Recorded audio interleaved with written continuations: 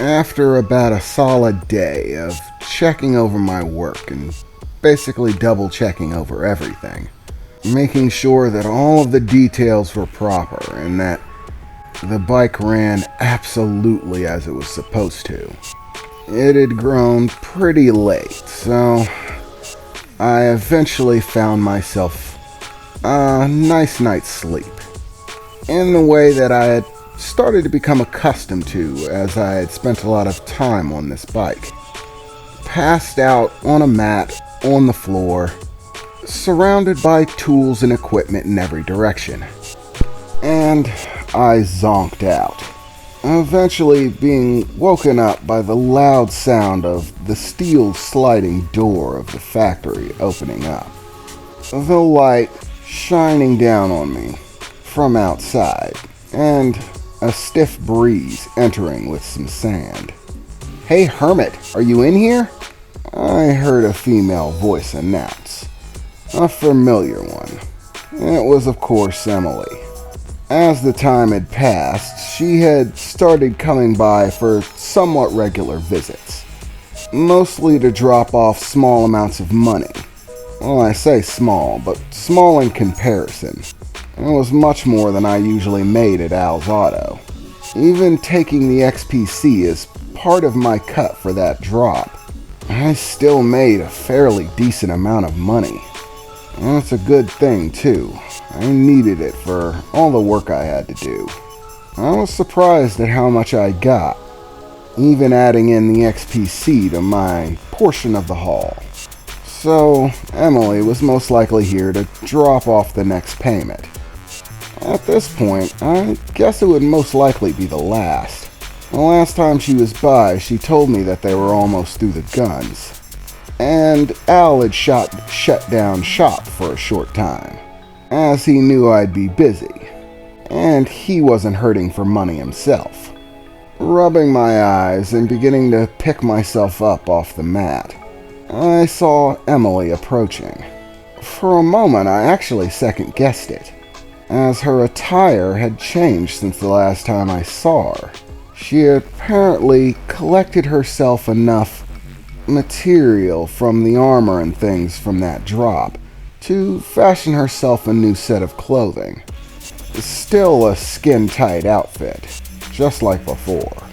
Simply not leather, this time dyed, red, and most likely a mixture of Kevlar and other materials. It had a much more sleek appearance, not as makeshift as her last outfit, and looked like she had this one professionally made, from the materials that she had at her disposal. Along with being skin-tight in a fashionable red, it also had segments that looked like they were fitted with some of the armor. Very thin plates running underneath her stomach and midsection. Some covering her legs and forearms. Of course painted red to match the rest of the armor, and the outfit in general. I didn't actually think it was possible to pull off professional looking, attractive, and dangerous at the same time, but Emily was doing it well. "Oh, well, it looks like you're finally up and around. Quite frankly, I was starting to think you were gonna die in here. Really, I mean, look at this place. It's a mess."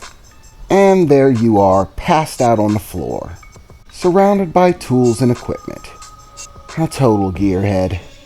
"I really don't think boys are ever gonna be neat," she said as she turned her gaze towards the bike sitting in the center, looking very finished.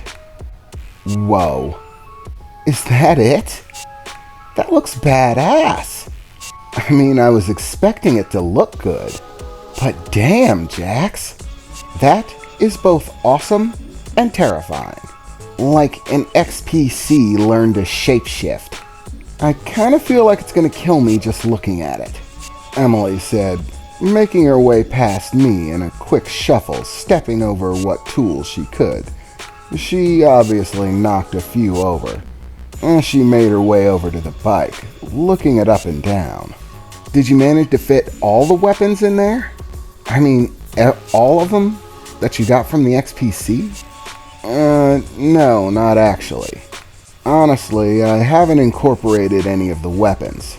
I was primarily thinking that it would only really slow the bike down and might affect its maneuverability.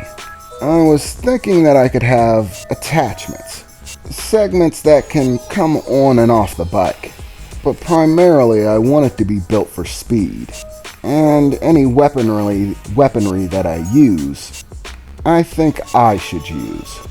Carry it on my person rather than trying to install it into the bike.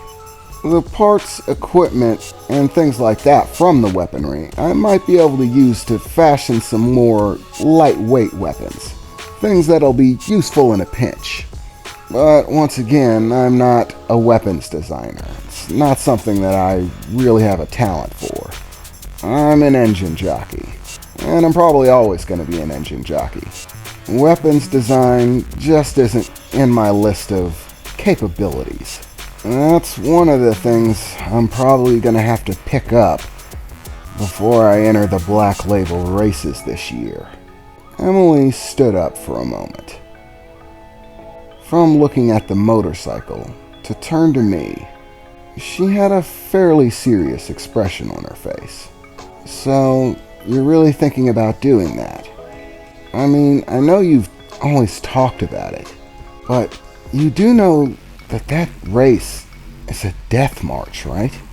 60% of the people who enter die every year. Are you absolutely sure that that's what you want to do? Emily said, sounding somewhat concerned for my well-being. And with good reason. She wasn't lying about the odds of coming out of the Black Label races alive. 60% of the people who enter die there. Even champions who have made it through multiple rounds can still die in the Black Label races. It's a game of death after all. There are no guarantees. Yeah, I'm definitely gonna enter. But there are definitely still some things that I need to get through before I can actually make it there. First and foremost, no racer can compete without a team. Every racer needs a track master, the person who gets the updated map for where the track's going to be that year, and helps select the best course and options for traveling through it. Tells them about enemy locations, events, things like that. I'm also going to need a mechanic, and if I had to place a bet on who that'd be, I'd probably have to place Al. Of course, he is the best person I know with an engine. I'll just have to brief him on how to work on a biotech engine. But there are still 2 spots that are going to be much harder to fill. The first being a programmer, a damn good one. Someone who knows how to work a keyboard better than anyone else. It's going to be their job to monitor the systems and programs that run. If things are damaged during the race, it's going to be their job to replace the programs and the pieces that run them, hardware and software. And finally, a weapons tech, the person responsible for maintaining my weapon systems. And in my case, I think they're going to also be the person responsible for building them. This person is definitely important as well. They're going to be in charge of, well, the weapons that I'm going to need to protect myself. They build me some faulty crap, and it's my ass. Blown to itty-bitty pieces. So I definitely need somebody proficient. Especially considering that guns aren't really my forte. I prefer close range. Being on a fast vehicle that has the speed maneuverability advantage over the other vehicles will definitely give me an edge in being able to make that happen. But creating a hand-to-hand combat weapon that would actually be useful against a vehicle is another matter entirely. I'm probably gonna have to have guns. The only question is, what kind, and who's gonna make them?